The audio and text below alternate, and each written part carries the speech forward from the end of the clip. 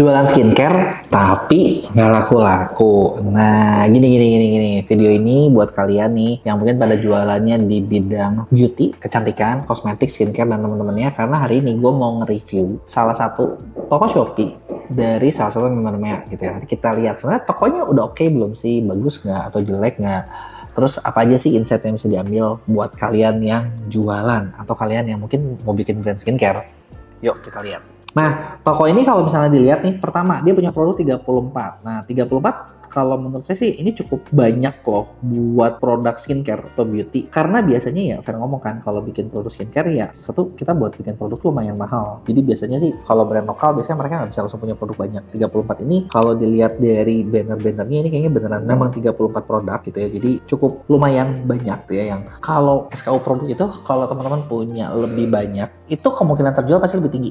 Karena kan kesempatannya lebih besar ya. Nah, tapi itu juga nggak cuma nilai plus, ada minusnya juga. Minusnya adalah dengan produk makin banyak yang harus dipromosiin. Kecuali kalau mereka ini memang satu paket yang kita jualnya lebih gampang gitu ya. Jadi ini plus minus, tapi 34 kalau kata saya cukup lumayan. Mengikutinya 5.000, pengikutnya 900. Sebenarnya following dan unfollowing ini, following dan followers ini dibilang penting-penting banget enggak. Tapi ini followingnya agak terlalu banyak gitu ya dibandingin unfollowingnya, dibandingin followersnya yang kadang jadi kelihatan kayak oh nih toko lagi agresif nih.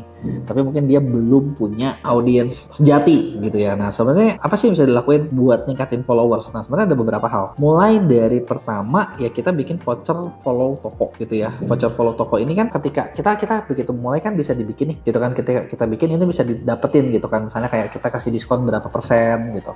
Nah, sebenarnya ini dengan adanya tambahan voucher yang ada di sini, ini sebenarnya bisa membantu nambahin followers. Apalagi kalau ada voucher yang memang buat followers toko ya. Terus kedua, penilaian 4,9 penilaian 4,9 dari 1,7 ribu penilaian ya. Artinya ini sebenarnya reviewnya masih bagus gitu ya, karena dari 1.700 juga orang masih banyak yang ngasih nilai bagus. Gabungnya udah 4 tahun lalu, dibilangin terlalu lama enggak, sedang-sedang gitu ya. Nah, kedua nih, kalau kita lihat tampilan dari toko, dekorasi toko. Nah, ini nih, ini salah satu dekorasi toko yang cakep.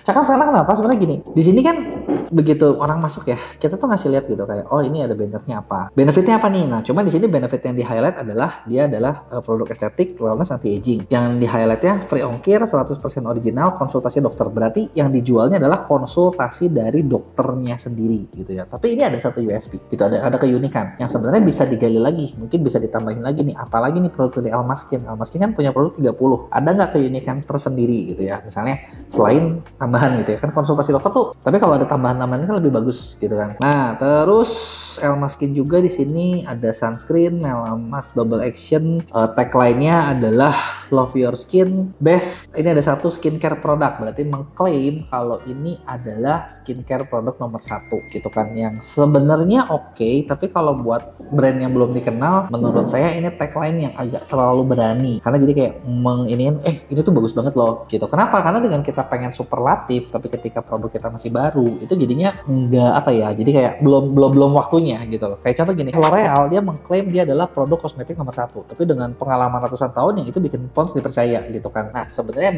mungkin bisa dicari kayak tagline lain yang mana gitu. Misalnya mungkin kalau kayak skincare dengan marketnya yang segmented banget, dengan market yang persaingannya banyak banget, mungkin bisa saya saranin kayak misalnya skincare paling cocok buat masalah spesifik gitu loh, untuk target spesifik. Itu bakal lebih gampang. Nah, tapi ini benar-benar sebenarnya kalau dilihat ya, benar-benarnya bagus gitu kan, ada kayak before afternya gitu kan, paket-paketnya gitu kan, perawat tampilan produk juga rapih, clean gitu ya. Ini terus dia kelebihannya di highlight cukup bagus. Cuman apa ya, sebenarnya kalau dari sini itu gambar-gambar oke, ini bagus, cuman mungkin tagline-nya yang bisa lebih dispesifikin. Dia punya 34 produk. Nah, kenapa nggak spesifikin beberapa yang memang diunggulin gitu. Kenapa saya bahas ini? Karena gini, ulasannya baru 1.700 dari 4 tahun. Artinya kan dibilangin banyak banget belum, masih sedikit gitu. Karena kenapa nggak fokus di market tertentu supaya kita perbanyak dulu ininya gitu ya. Ini tampilan dari luar gitu ya. Nah, kemudian sekarang kita mulai nih bahas tampilan dari produk. Jadi ketika ketika bikin akun kayak gini, biasanya saya bakal lihat dari beberapa hal kan, dari luarnya dulu, secara pasarnya, tapi kalau pasar skincare salah satu pasar yang lagi tumbuh banget, jadi kayaknya nggak perlu dicek, ini memang pasar yang lagi bagus dan banyak orang juga lagi terjun ke situ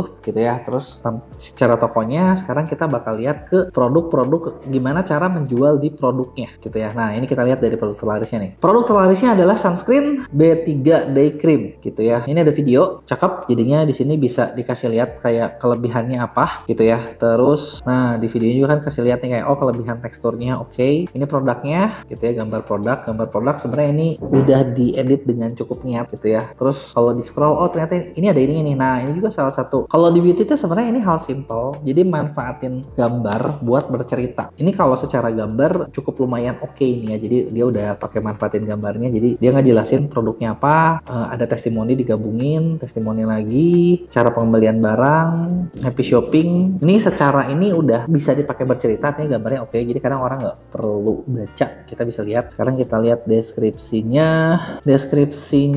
ini dia menceritakan produknya, jelasnya produknya apa, manfaatnya apa, aturan pemakaian apa, lumayan deskripsinya gitu ya. Bisa digali lagi kalau misalnya di riset lagi kayak keywordnya apa, ada yang ditambahin lagi, itu bakal lebih bagus. Nah ulasannya, nah nih ulasan udah ada beberapa juga. Sekarang dari sini sebenarnya satu sih yang tadi yang saya kurang kegali itu, satu dia itu kan tadi yang diunggulkan adalah konsultasi dokter, bener nggak? USP-nya, nah beda yang tadi saya bahas di awal. USP kalau produk skincare tuh sekarang benar-benar harus kuat gitu kan. Nah ini USP-nya mungkin belum terasa terlalu kuat ya, selain dia kayak ngejual kandungan, manfaat ya oke sih dari situ, tapi dengan ada USP yang lebih unik itu bakal bikin lebih apa ya, lebih mukul. Kenapa? Karena pasar skincare ya pasarnya pasar yang cukup keras. Nah ini kalau misalnya ada lebih ada itu tuh bisa lebih bikin deskripsi apanya tuh lebih hidup lagi gitu. Nah terus penilaian produk. Nah sekarang kita lihat gimana cara ulasannya. Nah ini coba ya lihat dari toko ya. Kalau di sini kan baru satu nih, bintang satunya baru ada satu. Oh ini bintang satu sebenarnya kasihan nih, orangnya sama, satu orang beli ngasih bintang satu tapi dia tulisnya bagus. Nah ini sebenarnya nggak dibales. Sebenarnya kalau misalnya ini dibales ini tuh bisa apa ya, membantu mengclearkan karena kan ya biasanya ulasan ini kan sesuatu yang kalau misalnya kita kasih tahu ke orang, jadi kayak ini kalau orang ngasih jelek nih kenapa nih, kita kan bisa jelasin ya gitu. Cuman belum ada komplain yang keras banget sebenarnya kelihatannya. Nah tapi di sini nih contoh nih, di sini dia ada kayak ada orang bales dan dia kasih ini, mohon maaf atas ketidaknyamanan bla bla bla bla bla.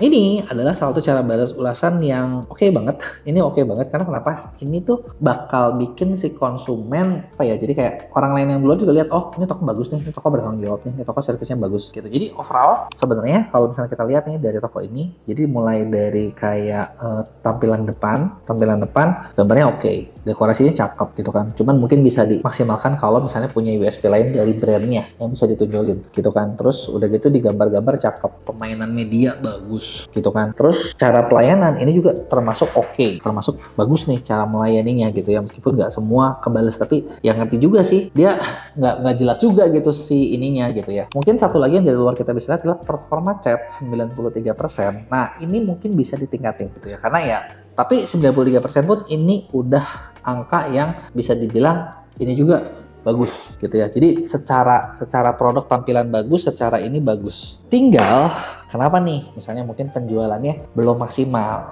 Nah ini dia kan yang mungkin dicari gitu kan dari si brand ini sendiri. Coba nih, gue pengen tahu kalau menurut teman-teman nih ya, produk ini kan kelihatannya oke nih, cuman mungkin produknya belum terkenal banget. Kira-kira apa yang bisa dilakuin biar brandnya satu ini bisa makin rame, makin viral, yang mungkin ya jadinya lebih besar? Gue pengen tahu dong, ada nggak yang punya pendapat? Tahu kalian ada nggak yang lagi ngalamin gini dan pengen dibantuin? Coba lu tulis di komen.